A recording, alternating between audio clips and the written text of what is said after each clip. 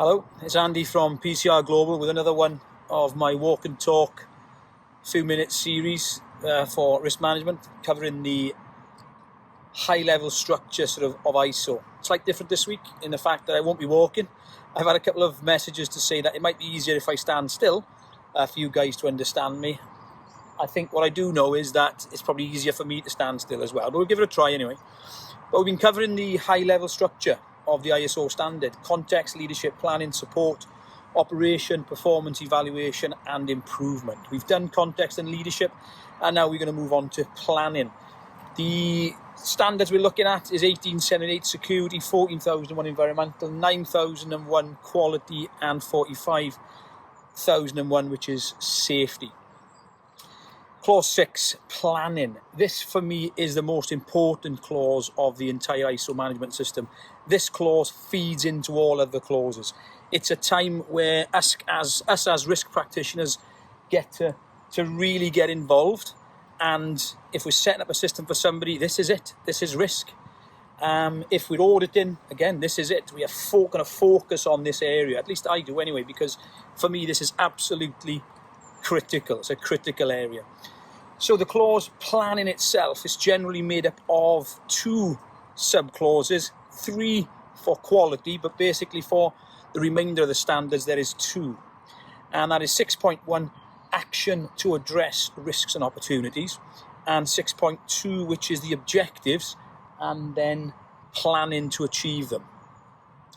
Risk assessment and then objectives, in that order. That is exactly how it works. So when you actually think about it, when we're going through the risk assessment process, all that information, and when we come out of it, that should be forming our objectives, and that's what we're going to talk about. So 6.1, when we think about actions to address risks and opportunities in all of the standards, it points you back to clause 4, context. So what did you consider when you done your context assessment?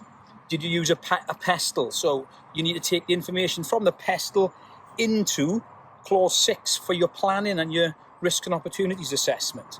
So political, economical, social, technical, legal, did we do that bit right at the start? A SWOT analysis right at the start? So that information itself is going to flow down into 6.1 when we are considering our context. Also in there, for some of the standards, formal, documented. If we're looking at 1878, quite importantly, it gets us to focus on our supply chain partners and our subcontractors. Really important. That's going to be the same as well for all of the standards, but it's so important that we got to do those risk assessments on those subcontractors. I always say it, and those who know me, and the weakest part of the system is our subcontracted activities.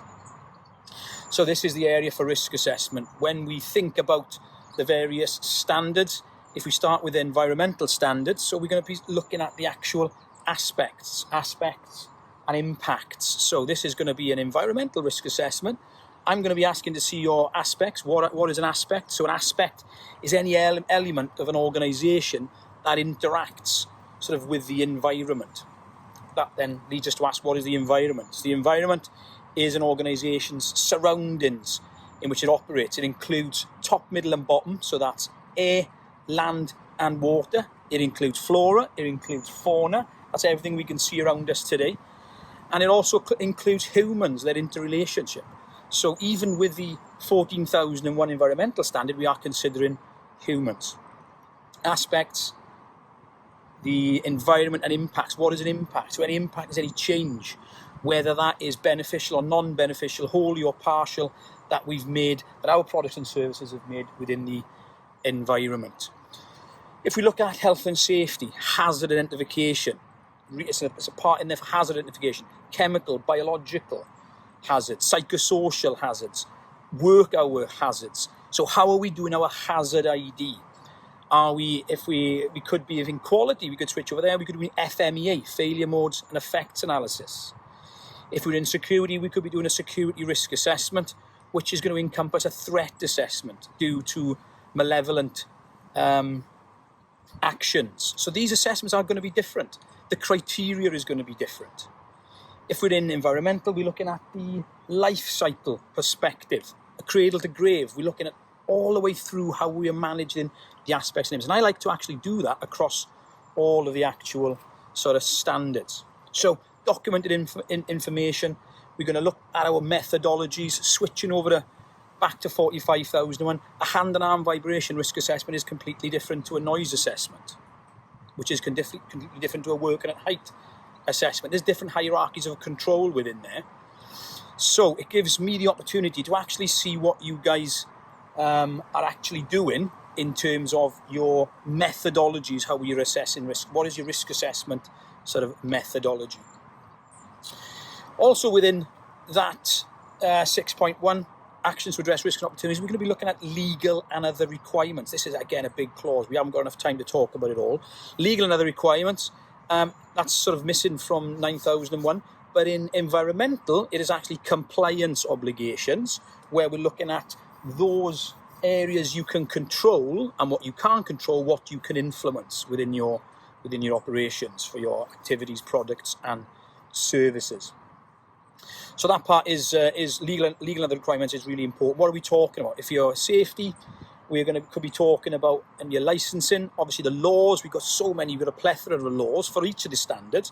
But if we're talking about security, we could be looking at rules for the use of force. We're always going to be looking at contracts, so it's not just the law. So laws, licensing, rules for use of force, permits to work, if we're looking at compliance obligations as well. Have we got permits because we may be discharging, we have a water discharge activities or everything along those lines. We then look at 6.2. So we've just covered risk, how you're doing your risk methodology. Information from that is then going to go into your objectives. It's so important. 6.1, 6.2. So 2, risk into objectives. What are we going to look for when we talk about objectives? So straight away, where are the objectives set? Objectives and planning to achieve the objectives. So when we consult, we see this as an area that the opportunities gets missed in this area because we want to see a planned action. So if you've done your risk assessment, you've got that information, you've then got objectives to work on the information you've just covered. Where are we going to set those? Well, I always look for strategic, tactical and operational. In the standards, it says it should be set at relevant levels and functions of the actual organisation.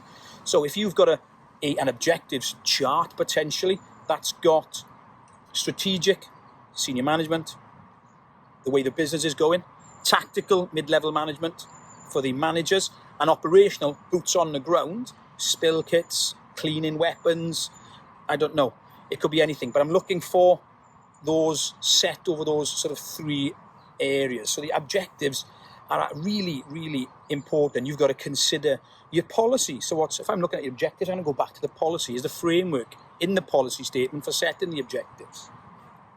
I'm going to look back to the risks. Have the risk assessments, do they flow out into the objectives? And then I'm going to actually look at planning to achieve the objectives. Who is doing it? How are they doing it? When they're doing it? Is it getting monitored? Has it followed the life cycle perspective if it's environmental? Has it followed all the risk assessments if we're considering health and safety? So it is a really, really important element, objectives. And often that's where we may find the failures. So it's a really big clause. Clause 6, planning. 6.1, action to address risks and opportunities. Bearing in mind everything I've just said, opportunities as well. Opportunities to undertake risk assessments. Opportunities to improve the health and safety, security, environmental or quality management system. So that's it. It's a very important clause. Just coming up to my time there. I've realised if I stand still, I use my hands a lot. I have no idea why. But thank you very much for watching. As always, stay safe, stay healthy, stay productive. Don't trust it. Test it. Thanks for watching.